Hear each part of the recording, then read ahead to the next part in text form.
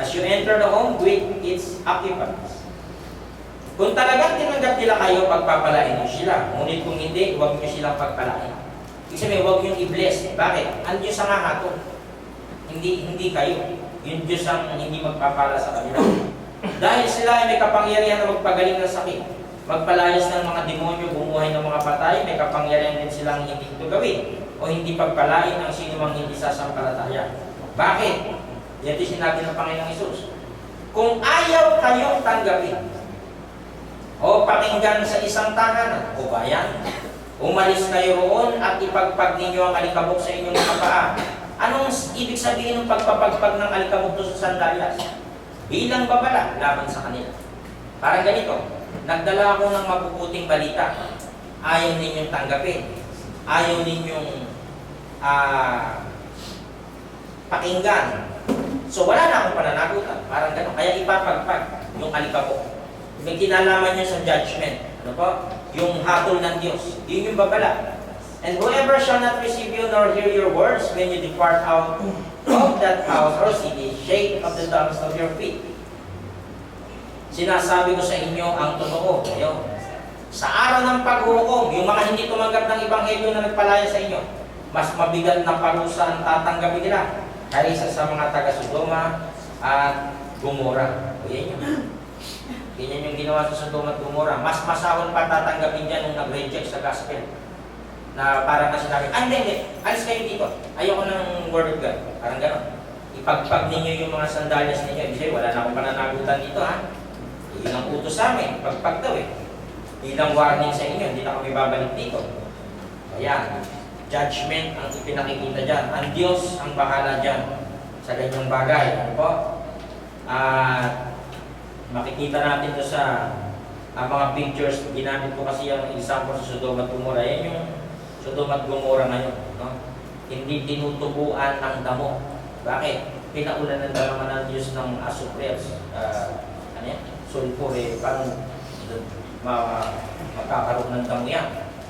Dapat maintindihan ng bawat members ng church ang kanilang obligasyon sa kanilang mga tagapangaral upang hindi mamatay ang isang iglesia o iwanan ng tagapagturo ang kanyang kaman para lamang mag-abroad at kumita ng pera. Marami nang gumawa nito. Bakit? Napapabayaan yung manggagawa. Napapabayaan si preacher. Ano?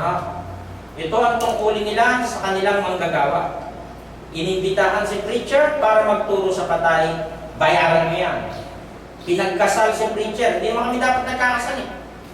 Eh bakit gano'n? Eh inatasan kami, sino magkakasal? Ano? Oh, di bayaran. Kailangan yung bayaran ang inyong tagapagturo. Diba? Sabi ko nga sa Bulacan, hindi ako binibigyan sa Imus ng pera. Nakasobre pa. Galante ang Imus sa akin. Ito totoo naman, nakasobre yung binibigay sa akin. Di ba? Ano yung ibig sabihin ng lahat ng mga ginagawa sa akin ng kapatid? Alam nila yung kanilang role o ginagampanan bilang members. Ang sabi sa Hebrews 13:17, magsitalima kayo sa namiminuno sa inyo at kayo'y pasakop sa kanila. Tinuturo ba ng kautusan na dapat bayaran yung preacher? Yes! Sapagkat pawang nakagpupuyat dahil sa inyong mga kaluluwa. Okay, gawa ng mga paksa para i-deliver. Na parang silang magsusulit upang ito'y gawin nilang may kagalakan at huwag may hapis sapagkat sa ganito'y di ninyo mapapakinabangan. Diba? Panghuling talata. Dapat pinamamalig namin sa inyo mga kapatid na inyong kilalanin ang nagpapagal sa inyo at nangamumuno sa inyo sa Panginoon at nagpapaalala sa inyo at inyong lubos na pakamahalin sila sa pag-ibig dahil sa kanilang gawa, magkaroon kayo ng kapayapaan. Sabihin, mula pa noon, marami talagang mga disrespectful na mga members. And now, friends, we ask you to honor those leaders who work so hard for you, who have been given the responsibility of urging and guiding you along in your obedience. Overwhelm them with appreciation and love. Kailangan namin maramdaman yun. Bakit? Yun nga, yung tinatawag na respeto sa mga tagapangaral at pag-ibig sa kanila. Bakit? Sila yung nagpapagal. Napakabigat na obligasyon ito sa mga tagapangaral. Kaya sumpa ko sa Panginoon hanggang may lakas ako eh. Pag hindi ko na kaya magpabalik-balik dyan, ayaw na ako talaga. Kung lalabo mata ko, kung sasakit ang tuhod ko, nagkakaedad, ayaw. Tapos na pananagutan ko dito. During my time, itinuro ko lahat ng ituturo, wala akong tinagawa. Lahat ng mga paksa na yan ay binuhusan ng panahon para ibigay sa mga kapatid. Wala na akong sasagutin diyan sa Diyos pag lumipas ang mga panahon. Sana yung susunod dito, maging agresibo din sa nakasulat sa Biblia.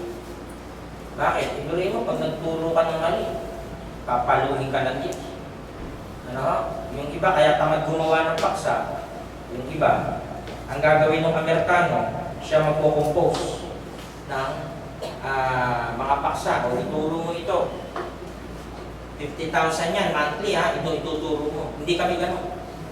Pati Amerikano, masasaktan sa amin. Ano? Bakit? Sariling komposisyon ito. Maraming mga Amerikano ang bilib sa mga preacher na Pilipino. Kasi ito namang mga preacher na Pilipino, wala namang mga pera. Eh sila maraming pera. Bibilin na yun. Siyempre, ikaw ba naman ang bigyan ng 50,000 monthly? Sasabihin pa sa'yo kung ano gusto mo. Dahil kapos ka sa buhay, sige na nga, pagkakitaan ko na nga ito, bilhin ko lang, bigay ko lang. Ipinatuturo nung kano, hindi ako naninira ha, kaya ganito pong pangyayari. Ipinatuturo nung kanulahan ko, ito yung paksa mo susunod na rin. Sa akin hindi, kakain ako kamuting kahoy, hindi mo ako pwedeng diktahan. Yun na sinasabi ko sa kanila. Papanindigan ko itong pinasok ko, kahit magkaiyak-iyak ako dito. Basta sumpa ako sa Diyos hanggat may lakas, tatayo. Ano? So sana doon sa paksa na ito, hindi ko sana kayo nabigyan ng anumang mga salita na hindi dapat, kundi nakuha niyo po sana yung punto. Ano? Kung bakit sinasabi natin kanina pa, magkaiba ang paksa sa Bulacan at magkaiba ang paksa dito sa inyo. Actually, hindi ko maipaksa din yung Revelation sa Bulacan eh. Kasi sa mga ganitong paksa pa lang, nakikita ko mga nakangiwi na. Eh yung Revelation, pag pinaksa mo yun, out of this world talaga, ano talaga yung utak mo dun eh. Hindi maintindihan. Hindi ko sila minamaliit. Pero parang Mormon sermon doon sa amin kesa dito. Bihira ang nagagawa kong Bible study. Ito, may sigaw-sigaw pa ito. Para magising lahat ng mga kapatid na nagpapabaya sa kanilang mga tungkulin. So maraming salamat po sa inyong pakikinig sa umagang ito. Nawa nakita natin ang pananagutan natin bilang mga nasa isang iglesia. Ano po? Ng ating Panginoong Hesus na pinili ng kanyang sariling dugo. Ang bawat isa sa atin ay may function, may gagampanan tayo para sa ikaunlad at ikatitibay ng katawan ng ating Panginoong Hesus. Muli po tayo gumanap ng ating tungkulin sa umagang ito, ang pagpuputol-putol ng tinapay at pinusasaro ng Panginoon.